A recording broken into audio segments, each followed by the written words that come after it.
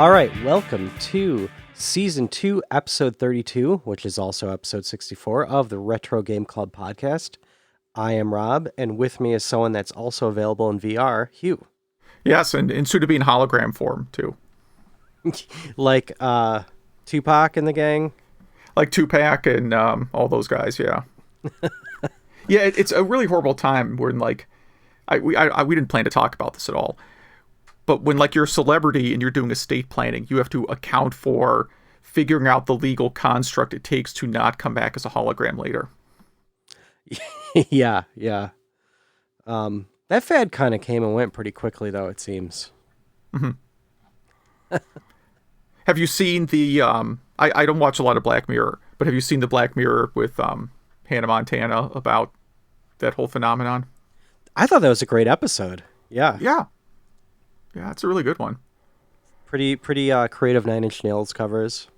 Mm-hmm. It was good, yeah. I just one of two Nine Inch Nails Cyrus Family crossovers in that year. What was the other one? The other one was that the country rap song. That was really popular. Yeah, we mentioned that last week, didn't we? Yeah, we did. Yeah. Wow, that's funny. Yeah, see, we all thought that was like the most bizarre year we could get, and here we go. Guess what? What's been going on? I've not been playing a ton really, but just because I've been working a lot, so I have a lot of podcasts on in the background because I work in kind of a noisy office normally, so it's sort of weird to be like sitting in a silent office. If that makes sense. So I've been catching up on the Atari 2600 Game by Game podcast this week, and we talk about like multi-platform games on here a lot. And he just covered two really good ones, Lock and Chase and Xevious. So if you don't listen to that podcast, you really should go check it out. I actually haven't played Xevious on the 2600, but based on the description, it sounds better than I thought it was. So yeah, fun show. And that's there's another thing, but I'll mention it when we get to Game Club. Okay. All right. What about you? Yeah, same thing. Work frustrations. Won't go into those, but never ending. But finished Final Fantasy VII remake. I don't know what I think about the game. I know the game is amazing in terms of it's beautiful. It plays well. It wasn't a game really made for me that I ended up enjoying, I think. Okay. But I also kind of don't care. I don't know. I don't know if I'm going to play part 2. I think it's also because it took me so long, and now I have this giant stack of games that I need to catch up on, that I probably will enjoy all of those games more than Final Fantasy VII. Not that I'm saying Final Fantasy VII is bad. I'm just saying it might not be good enough for the investment I put into it, Okay, I understand. Yeah. I mean, it's not a very long game. It sounds like you put more time into it than I did. Or maybe it just took you longer to get through. It took me... I wasn't very good at it, at least at first. I think I played the first half wrong, and then I was under-leveled for a while. Oh, okay. You could just put it into easy mode, I don't do that. I usually never do that. What else? I tried playing Mario 35 last night for the first time, and it was I got a server maintenance window error. Oh, nice. So I said, cool, well, this is probably the only time I'm ever going to try to play this game, so there goes that. And then, I've just been playing the Game Club games. So not much new. Yeah, welcome to the next generation where you get server errors trying to play Mario. Exactly. Yeah. I have watched a few videos of it, and it does not seem like it's as good as Tetris 99, because Tetris 99, the game kind of ramps up quickly and keeps it at the same intensity. It's not very long. There could be 3 people left, and you could have that go on for 10 minutes. So I think they should make it ramp up faster at the end and so they don't, yeah, shorten up the game is what I'm saying. Yeah, I think we have a pretty balanced show here. We actually have more news I'm saving than what we have in the show, which is very unusual. Yeah, I noticed that we do have a big backlog. So, well, it's all right. We got some really interesting. We have more than enough to cover this episode. So Exactly, yeah. And the first one's a Kickstarter for, is it Jessie Jaeger or is it Jagger? I'm gonna go with Jaeger. Okay, Jessie Jaeger in Cleopatra's Curse. So Zach gave us this news item, and it's a Kickstarter for a TurboGrafx game. I think it's also going to be on Genesis. Yeah, it's multi-platform. It's on. It's weird. What I thought was kind of strange. It has a physical Sega Genesis release on cartridge, a TurboGrafx Hue card, a TurboGrafx Super CD version, but not a Sega CD version. Since I've never looked at programming the Sega CD, I have no idea what the additional complexity is. I assume it's not 0 extra complexity. Yeah, yeah. But this is like a little, exploration platformer game. Little bit reminiscent of Montezuma's Revenge. A little bit reminiscent of, I want to say Wonder Boy, but it's you're going through levels and there's bosses and. I don't want to call it a Metroidvania game because it looks, the gameplay's fairly linear, so it doesn't look like Metroid, but just platformer that's about exploring ruins, sort of a platformer in like a Montezuma's Revenge type setting. Yeah. The graphics look really good. I forget what the sound is like, but yeah, it seems like there's some pretty cool mechanics in this. Mm-hmm. So yeah, there's a lot of different options on this Kickstarter. So you can spend as low as 15 just to get a ROM release, up to 165 to get all versions physically, and then every iteration or permutation in between. And they blew past their goal. There's still 6 days left as of recording this, so that's pretty good. Mm-hmm. Yeah. And what else? What do we got next here? Oh, 2 people were arrested for they were like a console hacking group that sold are they like EverDrive type cards, I think? I'm not familiar with Uber chips. I thought they sold modded consoles. Right, I thought that's what these guys were selling were consoles that were modded to then play ROMs. All the sleazy stuff you see on Craigslist. Okay. Because they mentioned the NES Classic in the article, and if you go on eBay, or again, Craigslist is more common for this because eBay you can actually like report pirate stuff. Yeah. So it would be like NES Classic with 8 billion games preloaded or whatever. Okay. So that's what they were selling. So I'm going to go ahead and say people don't do that. Please don't do that. Like, downloading a ROM is way different than selling a ROM. Mm-hmm. Way different. So please. In the eyes of the law, they're not drastically different, other than they're not going to go after downloaders usually. Yeah. People that share a torrent, maybe. People that sell it, definitely. But yeah, it was like a $2 million settlement, and some people arrested. So pretty crazy. On Hackaday, you can 3D print this plaque that is on, what's this on, Nintendo's headquarters or something? Their playing card plaque? Yeah, it's the sign from their building 120 years ago, probably. So you could put this on the front of your house then. Of course you could, yeah. So I will run that one by my wife and see what she thinks about putting this in. Yeah, in front of you the can house. give it to her as a present. I need to make a 3D printed plaque right now that says I already sent my ballot in by mail for my front door. There's a upcoming documentary about Street Fighter 2. Yeah, this looks pretty cool. This looks, yeah, I will definitely be watching this. Oh, speaking of which, did you watch Console Wars yet? No. I've watched nothing on TV It this week. Wait, is that possible? No, I watched some of the NBA Finals. It's exactly what you'd think it'd be. You know what I mean? It's exactly what you'd be expecting, Yeah. which is not bad.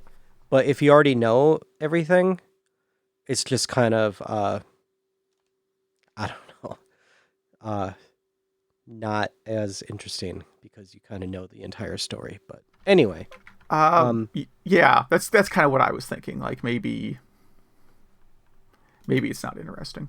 it's Me, cool. because I know everything. Yeah, just throw it on the background or something. But yeah, this I'm sure this Street Fighter 2 documentary will have a lot that I don't know because I don't know the whole history of Street Fighter 2. What do we got? Prototype Game Boy Advance discovered thanks to Yahoo Auctions. Have you ever used Yahoo Auctions? No, I had someone tell me. It wasn't someone telling me. It was some podcast that was telling me Yahoo Auctions is way better for importing Japanese games than eBay. It's And fantastic. I don't know. I wasn't particularly impressed. It might be what you're looking for and when you're looking for and stuff like that, but it just seems way better than eBay to me. Okay. I've only had, I rarely import stuff, but I've had better luck on Yahoo Auctions. Yeah. Again, I suppose it completely depends what you're trying to import. I should maybe give it another go. But yeah, someone apparently put up a prototype. Did they know it was a prototype Game Boy when they put it up? I don't know, but I don't think so. I really don't think so. But the short of this is it's almost exactly the same. The buttons are a little bit different. And I think this video links to is that Hard for Games? It looks like their logo. Yep, it is. So yeah, friends of the show. So please watch the video. Right. If there's any YouTube channel that's going to be talking about a prototype Game Boy, that would be my first guess. Yes. But yeah, it looks pretty much the same as the retail. Ooh, so next up is some news that at least one listener will not want to hear. The original Myst is coming to VR. So it's a remake of Myst, but in virtual reality. So you are just vomit-inducing. I'm assuming it's a full environment you can walk around in, as opposed to it's just the still pictures, and you instead of using the mouse, you're touching them. Not interested. If it was you are actually walking around the environment, the island, and it's a full environment, okay, it's kind of cool.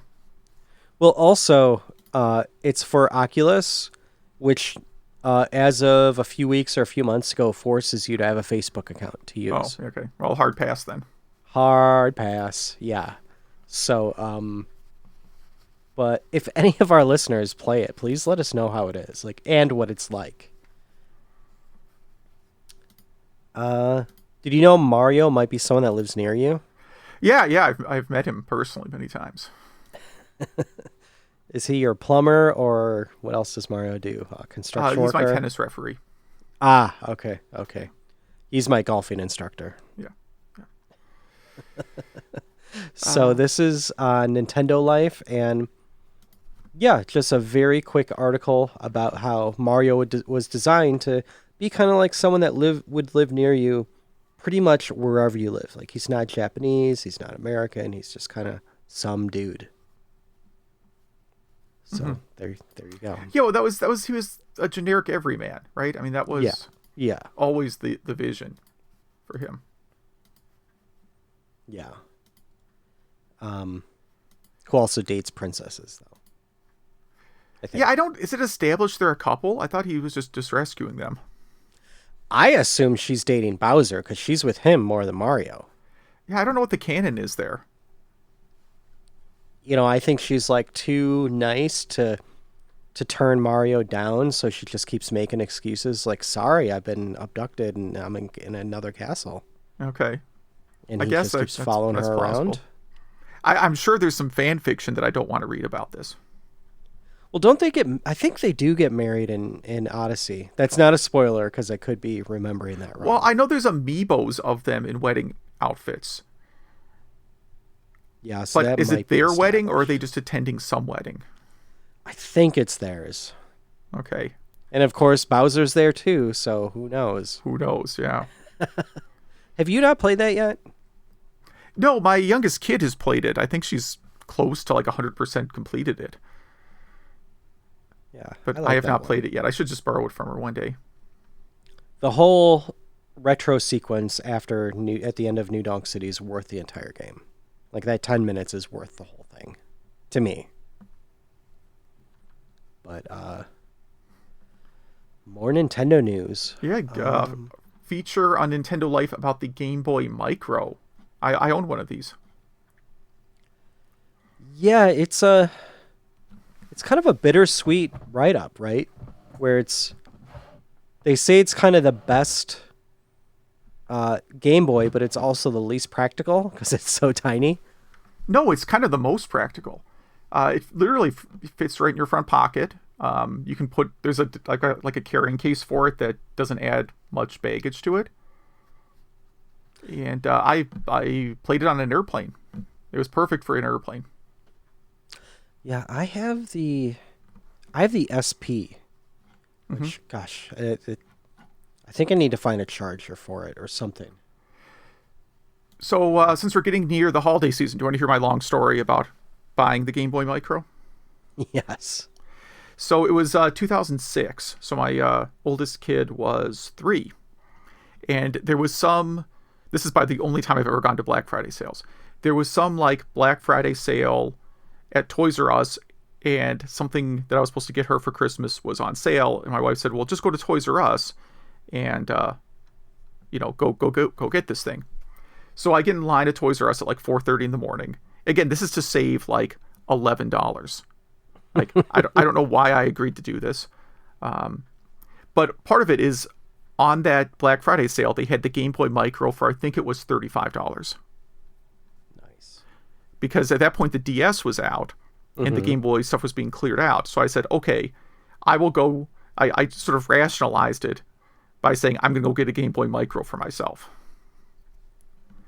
But because it was 2006 or whatever, like there's a huge line, and most of the people that were in line were there to buy the Wii, because that was the year the Wii came out, right? Oh yeah. Or was this 2008? No, it'd be 2005. 2006. Let's get the years right. 2006. And you had to basically be in line, and then they gave you a ticket to buy the Wii if you were standing in line. So like the first 20 people in line could get the Wii, and everybody else couldn't.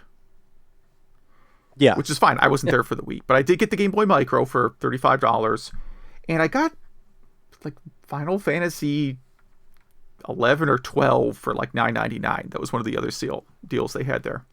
Nice.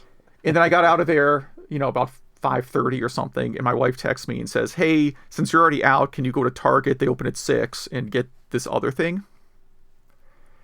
And I'm like, fine. So I go over to Target, and this is when I decided I'm never doing Black Friday again. And I get in line at Target, and I'm behind these two women. I think it was like a mother-daughter. And I'm like, oh, I don't know why we do this. And they said, oh, well, we've been up since midnight because we went to the Coach store. Like the Coach store? And she said, yeah, they opened at midnight, but you could get a purse for like $200 off. I'm like, oh, okay, well, or I could, go to Chinatown and probably get one for even less. Yeah. Not to like reinforce, like, I'm just saying it's, not a stereotype. It's a thing you can actually do. Yeah. Yeah. And like really, so so you went to the Coach store, and then what time did you get in line here? And they're like, oh, just a couple of minutes ago, we were in line at the Coach store for 4 hours. And then I thought, like, how much money would you have to pay me to stand in line for 4 hours? And that number is greater than $200. Especially at a Code Store. So I got whatever I was getting at Target, and then I said never again. And hey, Yeah. and then this whole coronavirus thing happened, and definitely You don't won't have to be worry doing it about this year. Yeah. If anything good comes from this whole outbreak, it's the cancellation of everything that goes on the week of Thanksgiving. Yeah. Yeah. All right, so yeah, Game Boy Micro, I like it. I'm a big fan. Yeah. Yeah. Good article. Everyone should go in the show notes and read it. I've never seen this site before. CDM.link sounds pretty shady, It but does sound shady. Yeah. What were you but doing it's on it? actually a nice looking site. And this is article and demo of a chip synthesizer that exactly emulates the Super Famicom audio chipset as an instrument. Okay. So I guess that's a first, and yeah, sounds just like it. And there's some walkthroughs on it, and talks about the architecture a bit and how they did this. And yeah, this looks like a really cool little virtual instrument, and it's not free. It's $40, but it looks like they put a lot of time into it. It works for Windows and Mac. You know, it's a VST plugin. And you could do a standalone application too. So pretty cool. This article makes me feel weird. This next article, simply because of the GIF on it. You want to turn your Xbox One controller into a throttle stick?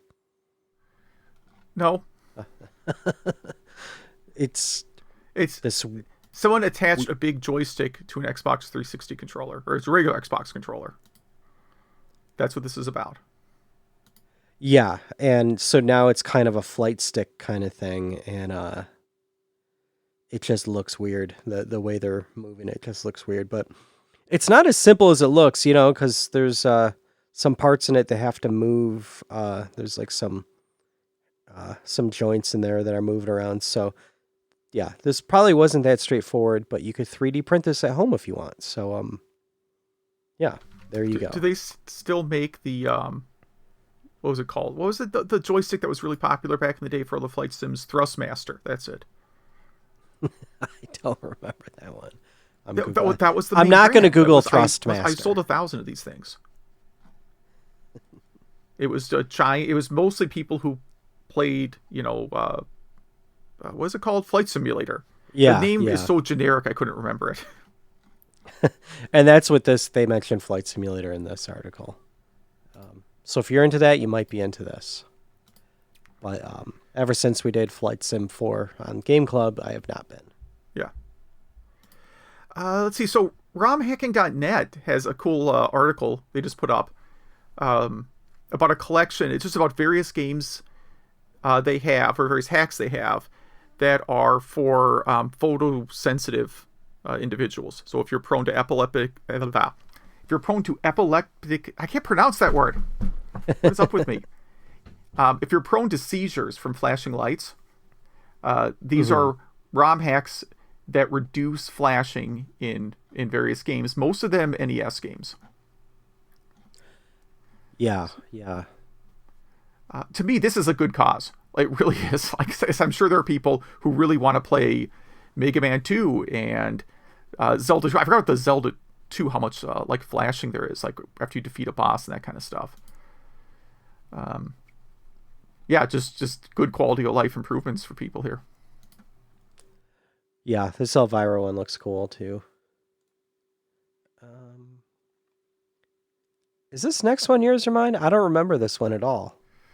I put this one on there, and it's Okay. it's an article with virtually no content at all. It's just a link to a gallery of someone who modded a PC Engine control. Basically, he modded a Game Boy Micro into PC Engine controller. It looks like, to create a like a Turbo Express type of system here, where it's a PC Engine controller with a little screen built in playing PC Engine games. Yeah, that is a tiny screen, isn't it? It is. Yeah, I don't know if he used the Game Boy Micro hardware or if the Game Boy Micro is just there for comparison. It links to this guy's Twitter page, but the Twitter page is all in Japanese. So good luck with that one.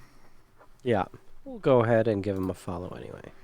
I just thought it was a cool gallery. Yeah, yeah. Yeah, I was looking at that and I was like, I don't understand what's happening here. This next one's mine from the AV Club. You can listen to Radiohead's Kid A or OK Computer in 8-bit. And I think OK Computer is one of the best albums ever, and I was never really a big fan of Kid A, but now I do like Kid A in 8-bit. And I was I was jamming this OK Computer 8-bit I want to say port, but I guess it'd be cover. So loud that I had people walking by my house like looking back thinking what's going on there. It's I've really never really really impressive. been a fan of theirs. Sorry. You should check this out though because it's like it's crazy how good it is. And Zach actually mentioned to me that the same person did some Nine Inch Nails covers as well. Okay. I might listen to that. So really, really impressive stuff. So this one I added, it's just announcement of the 26th Annual Interactive Fiction Competition. Oh. And if you want to, play the games, judge them, whatever, it's just kind of got the rules and stuff. That's all. Cool. Nice. I hope some of our listeners do that. Mm-hmm. I think this next one is yours as well. Oh, and the last one here is a programming article that has nothing to do with retro gaming at all. I just thought it was funny. So it's about date parsing in Internet Explorer. So if you've ever done programming, one of the classic problems you have to run into is you get a string that is a date, like January 1st, 2020, right? And you have to convert that to, some sort of date object that you can work with in your code. Mm-hmm. And some languages are like better at this than others. Like Java is terrible at it. Like if I've written many methods just called like brute force date parser, where you're basically trying to work this thing out through, you're basically, the date formatting in Java like expects everything to be in a very specific format. Like you define a specific format, and if the string varies at all in any way, like a period instead of a comma, it just blows up, right? Yeah. Whereas on the Windows side, it's always very, very generous parsing. I noticed this back when I was doing Visual Basic development, that you could pass any string into the Windows date parser and it would give you something back. Yeah. And the author here, the guy who probably wrote it, put up a blog post called "How Did We End Up Parsing Savvyday 29 Oatmeal 94 as Saturday 29 October 1994?" And it explains how date parsing works in Windows. Wow. And it mentions if you pass the string Friday, Friday, Friday, Friday, Friday, Friday, Friday, that will return day 5, month 5, year 5, hour 5, or May 5th, 2005. Interesting. Wow. Yeah, something I didn't give much thought. That's cool. That's all our news. On our 64th episode, we didn't have any Nintendo 64 news. Yeah, we did not plan ahead and think of doing like a Nintendo 64 tribute. Jaguar or something, yeah. Or yeah, Jaguar tribute would have been even better. Although I don't know how long I can talk about like the 2 games on the Jaguar that I can stand playing. Yeah. Well, that's not true. The Doom port on Jaguar is pretty good. And the Wolfenstein port is pretty good. And of course, Alien vs. Predator is fine. Mm-hmm. The real problem with the Jaguar is like a lot of the games are ports of Genesis games, because at the end of the day, the Jaguar uses the same CPU as the Genesis. Yeah. So there's a lot of ports. There's like, here's NBA Jam Tournament Edition. It looks a little bit better than the Genesis version, right? Yeah. There's just a lot of like not great stuff. A lot of like 68,000 ports. I mean, you have Syndicate on there, right? And Cannon Fodder and stuff like that. Was the Jaguar what Tempest 2000 was released on? Yeah, that was the first system it was on. I think there's a Saturn port, and there's weird stuff like a Nuon port of Tempest 2000. Do you know the Nuon? No. The Nuon was like a DVD player that also could play a small library of games. Strange. Yeah, it's the kind of thing one of the only reasons I still go to thrift stores is because I just expect to find one of those for $5 one day. Because I found my CDI just in a thrift store. Like, it was just in a stack of other CD players. because they didn't realize that was a Philips CDI. They just said, "Oh, it's yet another CD player. We have 1,000 of those." Yeah, yeah. So Well, there's our Jaguar segment. yeah, well, I mean, I'm looking over at my Jaguar collection right now to remember what I have, and most of them are not very memorable. I mean, I guess the Jaguar was famous for getting Rayman started. That was the first system Really? with Rayman. I didn't know that. For some reason, I always thought that was PlayStation. No, it was on Jaguar first. Hmm. Yeah, I mean, I saw it, like, I worked the Jaguar launch, but it was like the most anticlimactic launch of any game system because, like, there'd been rumors for a while that Atari was going to launch this new system called the Jaguar, and we had a little bit of information on it, like what were going to be some of the first games, that kind of stuff. And then just sort of like one day we got a box, and the box happened to have like 2 Atari Jaguars in it and a couple of games. We're like, so I guess we have to set up a Jaguar section in the store now. Like, we didn't even have, like, if another system was launching, we would have ahead of time, like, had a section reserved for it and signs and, like, any kind of marketing at all. And we didn't. So we were just like, well, I don't know. We'll find a spot. We put up the Jaguar. Probably, I think it was next to 3DO stuff, because why not put all the alleged next-gen systems together? And, I don't know, 1 or 2 people who bought everything bought it. That was about it. I mean, it didn't really... Most people just sort of laughed at the idea of Atari having another system, because at that point, the Atari name was pretty much in the gutter. You know, they hadn't really produced a game system that made an impact in over 10 years. I didn't know one person that bought the Jaguar. Yeah, I bought it when we cleared it out for $50. That's when I bought mine. Yeah. And I played, a lot of Tempest 2000 on it. I played some Alien vs. Predator. Obviously Wolfenstein, because I just mentioned that. And not a lot on there. There's an off-road game, like Super Off-Road Rally? It's a name similar to that. That's kind of fun, but it just kind of looks like a 16-bit game. There's never really been anything on the Jaguar that I was like, woohoo, this is the future of gaming. It's all kind of stuff that's like a little bit better than the Genesis version of the same game. Well, is it though? Because you have to use that controller. Yeah, I mean, no, there really weren't third-party controllers. I don't recall any third-party controllers ever being made for it. Some may have been by now, but that's what I mean. Like, the Genesis port would actually be better because you could just use the Genesis controller. Yeah. Yeah, I mean, the controller wasn't really as bad as people think. It wasn't great. I mean, it was definitely inferior to the Genesis or Super Nintendo default controller. But I didn't think it was better than the default Saturn controller. Yeah, pretty much anything is. Right. It was definitely better than that. So I didn't think it was terrible.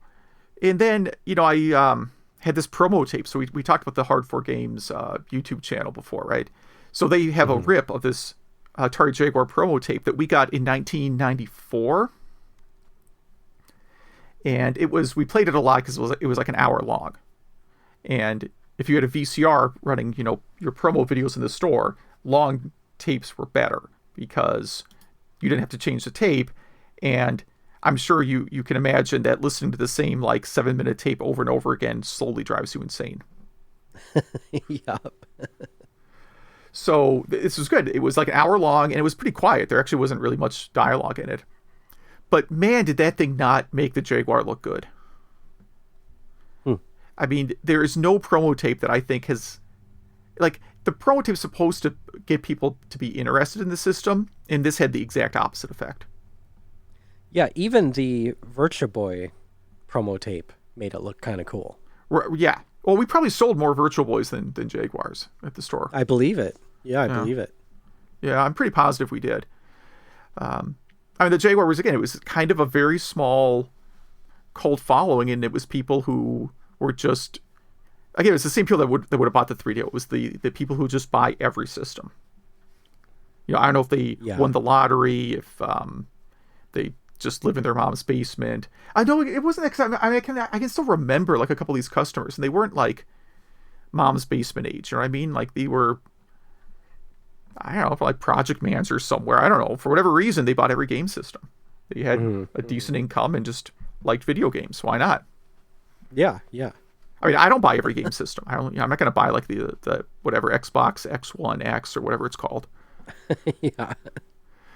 And if I, in the 90s, I certainly wasn't buying every system because I didn't have enough money. Yeah, yeah. But yeah, the Jaguars, it's quite an interesting anomaly. And then the Jaguar CD, I don't know if we ever sold any of those. We maybe only ever had one in stock. I forgot that even existed. Jeez. Yeah, and that was, again, mostly ports right. of stuff you could get elsewhere. There wasn't much new content. I mean, it's like, hey, look, we got this cutting-edge new CD system. You can play Dragon's Lair on it.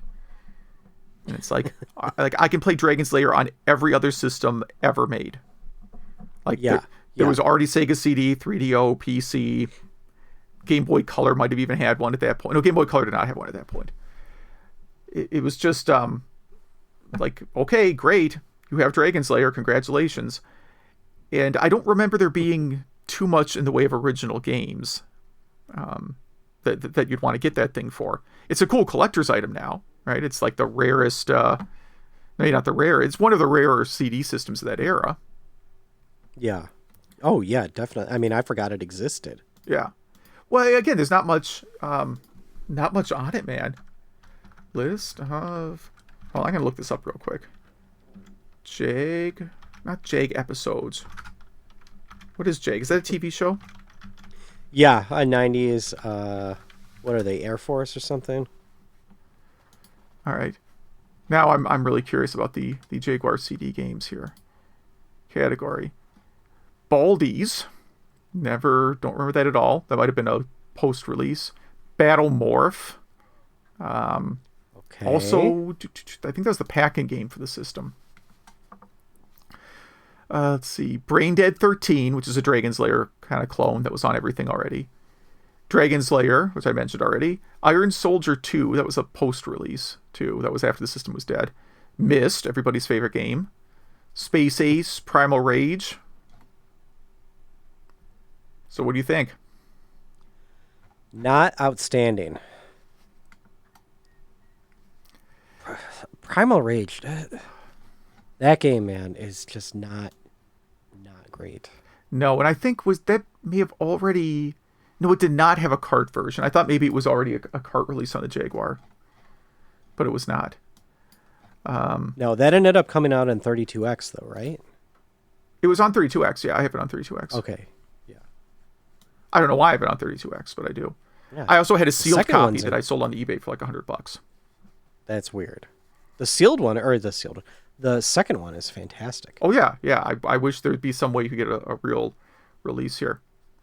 So yeah, the first the games that came when this thing launched, we had like Cybermorph and Trevor McFur in the Crescent Galaxy.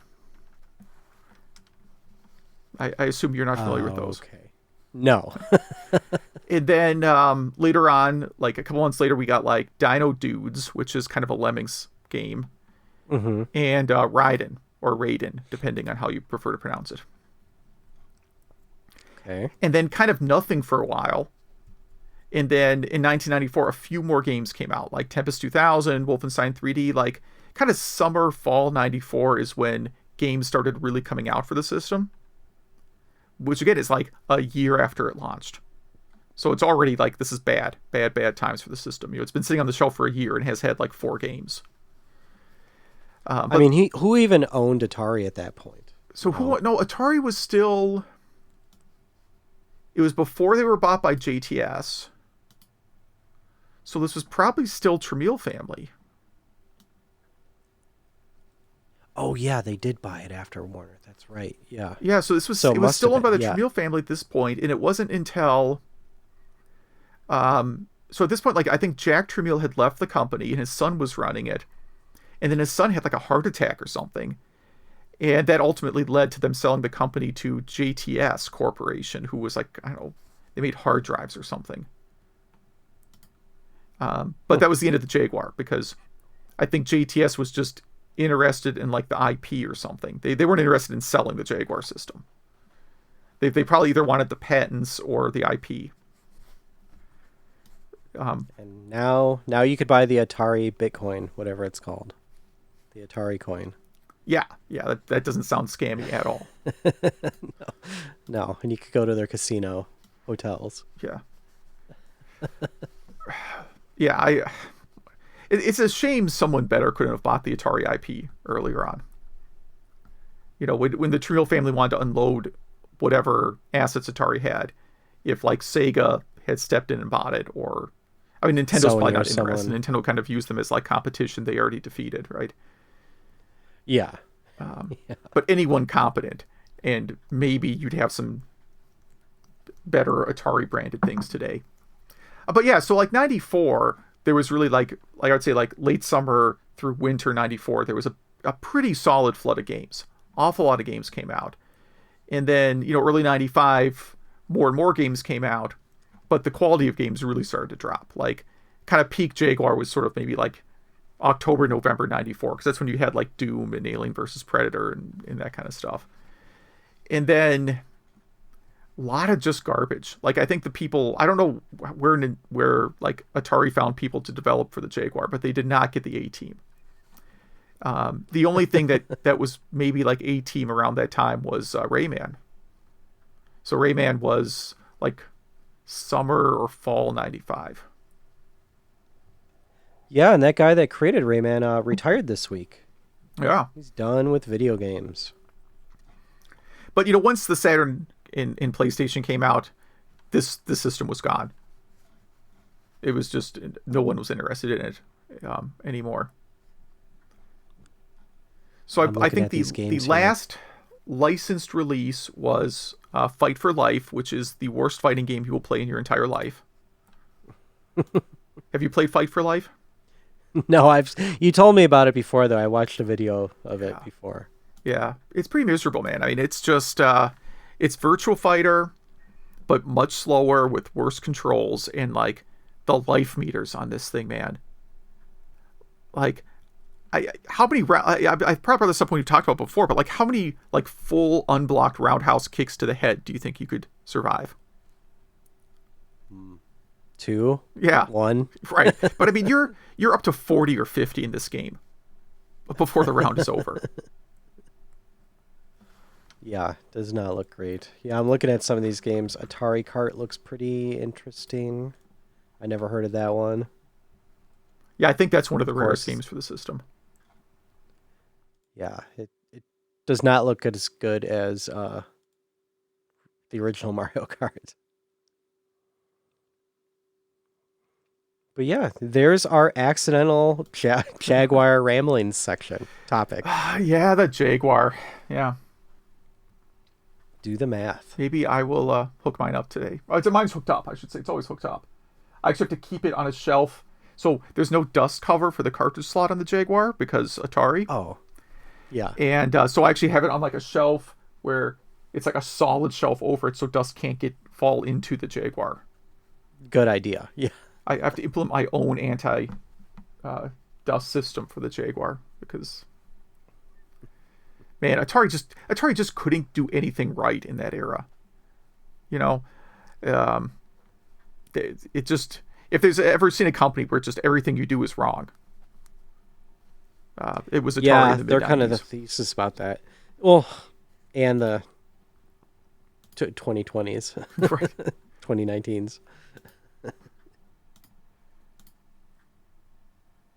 I guess we should go on to Game Club, huh? Yeah. At least we won't forget this time. So I picked one of my games I've been saving, and I wanted to save it for a spooky time like October, and that is Nightmare in the Dark on the Neo Geo. And this is a Bubble Bobble-like game where you play a gravedigger who lives in a cemetery who kind of... It's weird that they call him a gravedigger, but because he kind of guards the cemetery, which is kind of the opposite of a gravedigger. Well, I guess maybe he digs the original graves. He doesn't dig up. Yeah. Anyway, yeah, you're protecting the cemetery from zombies and monsters and stuff. I guess part of the story is you don't want the villagers to know about it. Like you just want them to live their happy lives. And so this is a fantastic game in my book. It plays well. The sound is fantastic. The black the backgrounds, the artwork is just fantastic. It's almost like early '90s Sierra Online esque. Almost looks like paintings. And the you could beat this game in about 25-30 minutes. And the gameplay, like I said, is Bobble Bobble like, but where it's single screen platforming, and you play the gravedigger, and you have this lantern that you throw fire at zombies and ghosts and whatnot. Eventually, if you hit one of them enough, they turn into a fireball, which you can kind of wield, and then you can almost like bullet over other enemies and taking them out, kind of like in Bubble Bobble when you go really fast somehow, and you could take out a lot of the enemies. Okay. And this also has giant boss levels. This isn't a very hard game, but I think it's a really gratifying game. I play this game over and over. I don't get sick of it. It came out in 2000, where the Neo Geo hardware stopped in 97. Yeah. So it's a fairly late game. Neo Geo software kept coming out till 2004. I don't think this came out on the home system. I think it was only an MVS cart for the arcade. Oh no, it's on both, and I guess it's also on Neo Geo CD. Okay, I just learned that while recording right now. So, what did you think of this one? Did you watch a video or you download a? Yeah, I had to watch a video. It turns out I don't actually have a ROM of this game, and it's not on any of the Neo Geo collections that I own. Yeah, it's kind of a rare one, that's for sure. So yeah, I mean, it looks. I probably should have made some effort to find a copy of this game. Looks kind of fun, yeah. I mean, it's not something I think I would normally. It's not something I would have sought out to play on my own. Mm-hmm. So kind of a neat. I don't know. Looks neat, but I guess I should just get around to playing it, huh? Because it is Halloween themed. Yeah, and I do think you would like it. And the boss battles, those bosses are huge. And again, they drop little enemies that, again, you have to throw your fire at, and then you bowl the fireball at the boss. But I forgot to mention there are power-ups in this game as well. So you can make your fire stronger, you can make your fire throw longer. You get some of your energy back, and an extra life, that kind of thing. Highly recommend. I hope some of our listeners play this and write us about it. Yeah. And let's dive into your game. Yeah, so I did US Super Mario Brothers 2, or as I call it, the real Super Mario Brothers 2, which I played through on the Switch this week. I did an all Luigi run because the game is completely broken with Luigi. I don't know how much of Super Mario Brothers 2 you've played, but an awful lot of the levels. So basically, it's Super Mario Brothers except with different mechanics, because it was originally a different game. We all know that. It was a different Shigeru Miyamoto game that got rebranded in the US as Super Mario Brothers 2. And it's got, Mario, Luigi, Toad, and Princess, and they have different attributes in terms of strength and speed and jumping ability. But Luigi is always my favorite because his jumping ability is crazy, and he can bypass huge chunks of levels. Just because there's spots where I don't think the developers thought anyone would try jumping, where Luigi can clearly jump over and get to parts of the level that get to parts of levels way earlier than you're supposed to. Yeah. The downside is Luigi's kind of bad in boss fights. He's probably the worst character to have in boss fights. I think that's debatable. I mean, his jump is slower, so it makes it a little bit harder. But when you're fighting Wart, you can actually, with Luigi, grab the vegetable and then jump behind Wart and just throw it from back there. Yeah, I've never actually tried that approach. So on Switch, it's the Super Mario All-Stars version, which fixes a lot of bugs. Mm-hmm. It plays a little bit different. Yeah, it plays a little different. The original game was kind of glitchy. There were a lot of strange ways you could break the game or clip through things, or just a lot of oddities. You get objects stuck in your head. I don't know if you ever did that while playing. No, I've never done that. Yeah, like if you were pulling some, like with the door, there's the dark world where you get the potion and you go behind the door, and then when you're pulling up coins, if you pull up coins, if basically you're pulling up a coin at the same time, the level's changing. Sometimes you'll like pull up a vegetable and it'll be wedged in your head. For like the rest of the level? Until you change screens and then you're holding the vegetable. Okay. Yeah, it's really messed up. There's just a lot of like really weird broken stuff in the game like that. And they fixed a ton of it in Mario All-Stars. And I see you put a link here to a Kotaku article that agrees with my theory that America got the better Super Mario Brothers 2. Yeah, it just randomly got posted yesterday, I think, this article. So instead of putting it in part of the news, I just put it in the Game Club area. Yeah, I've played a lot of this game. And just randomly, lately, I've been watching a lot of speedrunning of this. Okay, yeah. And you could do some crazy level jumps in this. Yeah, the speedrunners tend to use Toad a lot because there's a glitch where Toad runs faster while he's carrying an object. Also, on the flying carpet too. Yeah. But yeah, there's even without Luigi, you can trick it to make you jump, where you skip most of the level. Like you go backwards and jump over the wall, and you're at the last boss fight of the level you're on. A lot of stuff like that. I've learned a lot about this game over the past few weeks. I would say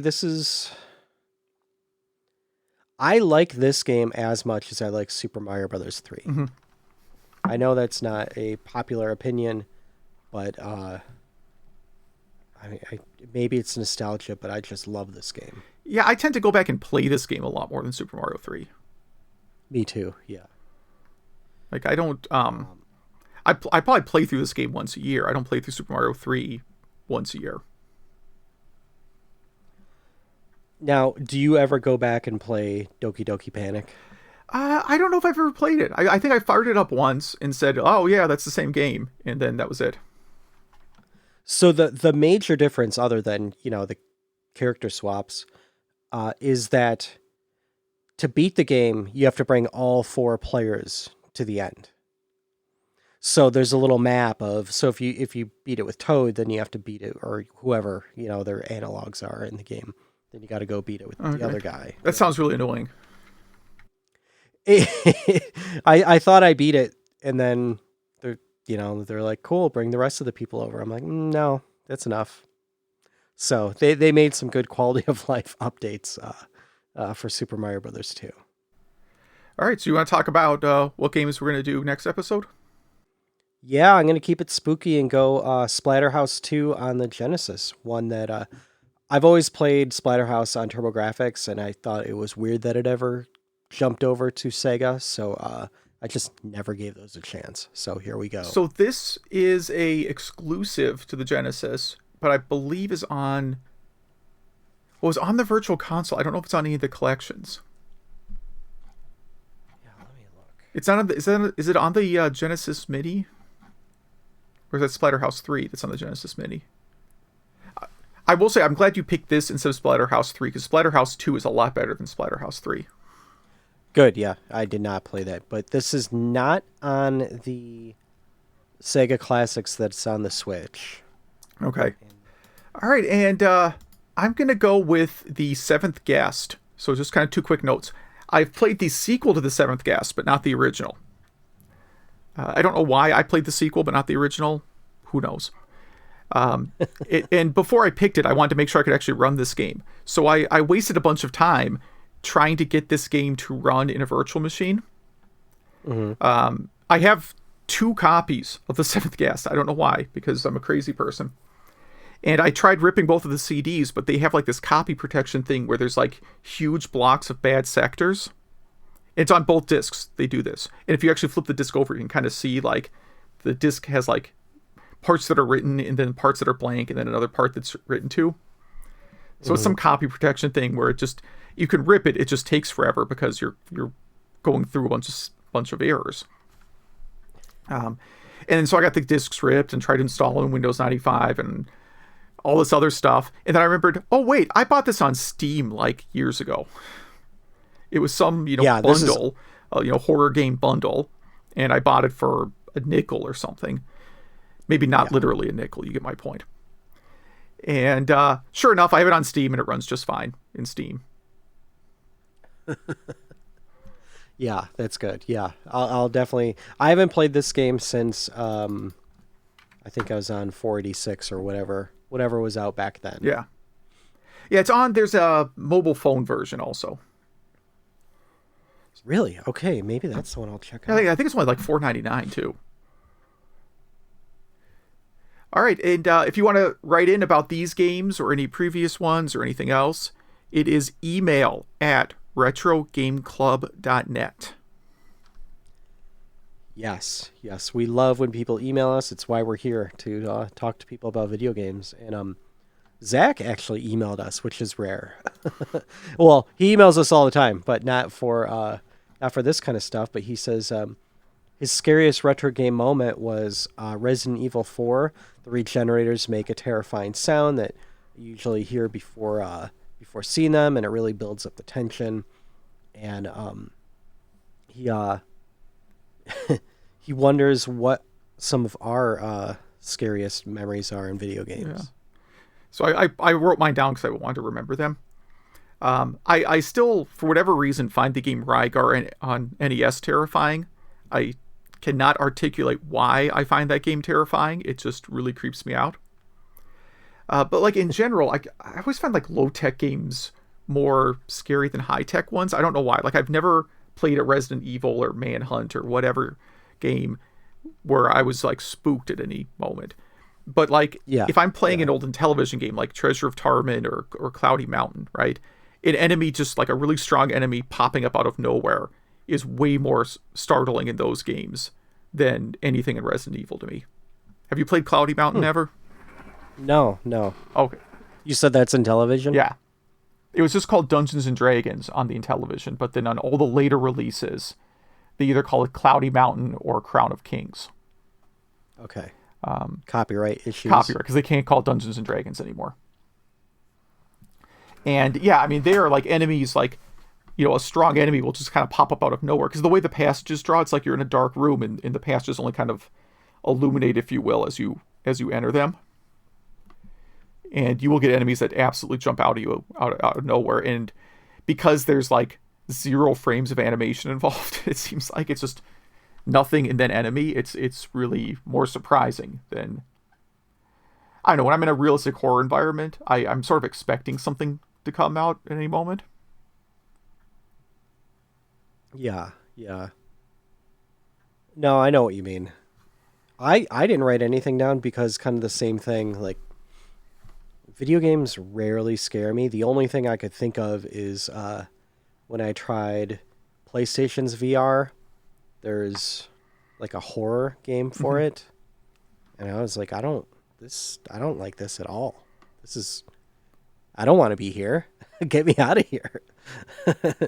Where it's like, there's only so much you could do in VR. So I think you're in, if I remember right, you're in like a mine cart. So that's what makes you move. And you're like going through this cave and there's like, zombies and whatnot. And I don't want that. Get out of here with that. So, that's all I could think of. Adam writes in, he decided to play Super Mario Brothers 2 on the All-Stars Wii compilation disc. And he either is not very good at it or the lag from the Wii makes it not very playable. After playing 30 minutes, he really decided to turn it off. He tried all the different characters and he felt the vines felt slippery, and he just didn't like the mechanics of it all. Overall, he's just not a fan of this game. And so I do think that's the unpopular opinion, I think. I definitely know what he means about the vines feeling slippery, where you're climbing up and then all of a sudden you're falling off the side. Yeah. I mean, there's kind of no penalty for falling in this game. There are not a lot of spots where you fall to your death. There are some, but it's not like the original Super Mario Brothers. Yeah. But yeah, hey, everyone has their opinion, so I could. Yes, you're I not could definitely legally see someone. required to enjoy Super Mario Brothers 2. Exactly. Yeah. Let's see. Majors writes in, says when he heard about the Nerd Noise radio episode that I talked about last week, that it was going to be, a dark and depressing episode because it's about pandemic music, and was very, very happy to find that it was not. That it was actually about games we played during the pandemic. I should have made that more clear. It's not about pandemic-themed games. It's about games we played while we had nothing else to do for a few months. And I guess we still don't. I could probably do that episode again in 6 more months, unfortunately. Yeah. Let's see.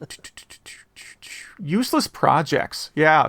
He mentions that we call a lot of our projects useless, but he thinks that they're still worth talking about in the kind of thing we need to maybe cheer people up nowadays. And it's true. I actually like useless projects. Nearly every project I work on is useless. So. Me too, including at work. Yeah, anyone at work listening, of course, not those projects. I'm talking about other projects. I don't think any of my coworkers listen to this show. That'd be I don't know. I bet that I do have people who are technically coworkers that listen. We got enough employees. It would almost be statistically impossible for that not to be the case. All right. I just have to cut in here. I have to cut in here. I'm sorry. So I sit right next to a window while I'm recording. Okay. And there's a sidewalk right outside that window. And a guy just walked by with black pants on. And the entire butt part of his pants is ripped off. I don't know what happened to this guy, but that's what just happened in my life. He has like white boxers underneath it. Was he attacked by some kind of animal? It looks like a coyote or something got him. He's just walking a normal pace though with like a grocery bag. So who knows what was going on there? But just so all the listeners know, it's just I didn't want to sound distracted. And he doesn't have a Hawaiian shirt on or something, right? No, okay. No. All right, you're probably safe then. I have blackout curtains because I'm in my game room here. So I having worked at a video game store, I know what sunlight will do to video game boxes. Mm-hmm. Oh, yeah. So, yeah, full blackout curtains in here. It's great. I would blackout curtain everything if I could get away with it. Same, yes. In fact, let's just get rid of the windows. What up cabinet not being for you, Rob? This is at you specifically. And it sounds like what a real arcade cab owner would say, which is true. MSX Mario World looking better than 8-bit. And he says, that's because of the MSX GPU. So the MSX does run on a Z80, but it has a separate graphics processor. Sort of like the TurboGrafx 16, right? So this TurboGrafx 16 is a 6502. It's actually an 8-bit. It's not literally a 6502, it's a 6502 variant. And has a 16-bit video chip, which is how it's actually branded as a 16-bit system. Same kind of like math Atari used to call the Jaguar 64-bit system, even though it runs a Motorola 68000. Setting up emulation taking more time than playing. Yes, so that's something he said he can relate to for sure. He said he recently got into some retro-style Steam games and spent a good hour just trying to get his Saturn pad to work with them. And finally, after figuring it out and manually updating the config files. All right, and along the same idea, I guess me mentioned being overwhelmed with the list of ROMs. And that's also something he can relate to. And it's kind of nice when we just offer up a few games each episode to help you focus on one or two instead of going through pages of games. I guess we could do that. We could recommend like 50 games each episode. That would be a fun podcast where we just say the names of video games. That's the whole show. Yeah. That was basically our Jaguar segment. All right. Nightmare in the Dark says he enjoyed this game on emulation, really liked the music, and completely agrees that it is a Bubble Bobble type game. And what's this Twitter post? From MSX2. Is this a separate email or is this the same email? It's the same email. It's the same we email. posted about on Twitter. Wait, we have Twitter? Zach, Yeah, Zach I'm does that. joking, of course. I know we have a Twitter account. And what is the Twitter account, by the way, if you really want to follow it? Oh, at RGC Podcast. Yeah, so out there we put a comment about the MSX2 homebrew of Mario World, and he also replied that it does look very nice, but he hasn't had any luck getting it to run with the sound or joypad support. Interesting. Okay. Yeah, thank you, Majors, for that email. And we had another email here, which I want to point out that if you don't want your name read, we can still read your email and just say a listener wrote us. So Yes. I don't want people not to write us because of a privacy thing. Yes. We will totally make it anonymous. And this person wrote in. Yes, I'll just say their name does maybe rhyme with Robama. Wozniak. Yeah. Joking. How Wozniak did his last name backwards or something in Nintendo Power. Anyway, but so this is an anonymous email, but also it read a little bit weird where I wasn't sure if he actually wanted us to read the email on the air. So I'm just going to do a very vague summary, kind of a mix of not reading it and reading it, which way too much intro. How's that different? How's that different than what I do normally? Okay. But he just says a lot of very nice things about the show and asks if we have a Patreon or any way he could give back to us, which is a very nice thing to ask. I really heartfeltly appreciate that. But, I think, this is just a hobby, and it costs me $17 a month to host. And then other than playing the games, about 3 hours of work a week. And it's something I enjoy doing. So you guys listening and writing in is more than enough payment. But thank you for asking about that. Yeah, and I personally would not want to do a Patreon because it becomes a chore after a while, to be kind of blunt. You end up, because once people are actually giving you money, you actually have to do stuff on some interval for them. And unless it's a ridiculous amount of money, I'm not really interested in doing that. I already have a job, right? I already have a place that expects me to do things on a certain interval in exchange for money. And a lot of dudes have a hobby like playing golf that costs them more than what I pay for this podcast, and this podcast is my hobby. So I think of it like that. But right. He also does say that he really enjoys the deep dive episodes and recommends possibly doing more, and that he likes that we just really go into the differences between systems, hardware, and emulation and stuff like that in a really straightforward manner. So thank you very much for that email. And again, if anyone wants to write an email and have it be anonymous, absolutely, that is no problem at all. And also, if you want to write us, just to write us and not have it read on the air, that's welcome as well too. We won't even mention that you wrote us. It could be a dialogue between us. So if anyone would like to do that, again, that's email at retrogameclub.net. That's facebook.retrogameclub for Facebook and at RGC Podcast. And Zach put on this question on social media. What's your scariest retro game moment? I'll take a couple of these. How about? One that I think is a very common answer, which is the dogs in Resident Evil 1. Splatterhouse, where the rooms come alive. And he was only 7 when that happened.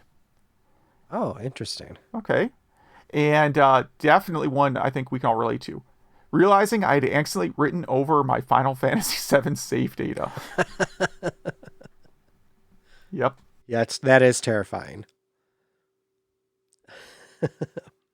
We had some 3DS feedback. Someone says that the new 3DS XL was the apex and the DS's evolution. I can't agree more. And I'm gonna bounce down to not the next one, just because someone else writes in saying he was a fan of the new 3DS XL. He really he enjoyed the 3D, but usually had it off, and that's what I do as well. At least one other who is a big fan of 3D Outrun, Shantae, and Blaster Master Zero. Oh yeah, yeah. And Tetris Axis. I haven't played that one. Have you played that? I have not. I did. Speaking of Shantae, I did get the new Shantae game on Switch from Looted Word Games this week, so I will Nice. probably start that this week. Those games are really fun. And someone writing in about the dual analog option for GoldenEye that he never did that on GoldenEye, but on Perfect Dark. And Perfect Dark would be a good game club game. Yeah, I could maybe finally open my sealed copy of it. And it's funny. Would you open it up for game club? Yeah, why not? It's like I know it's like people must think that's insane that I own like a sealed copy of Perfect Dark and I would consider opening it at this point.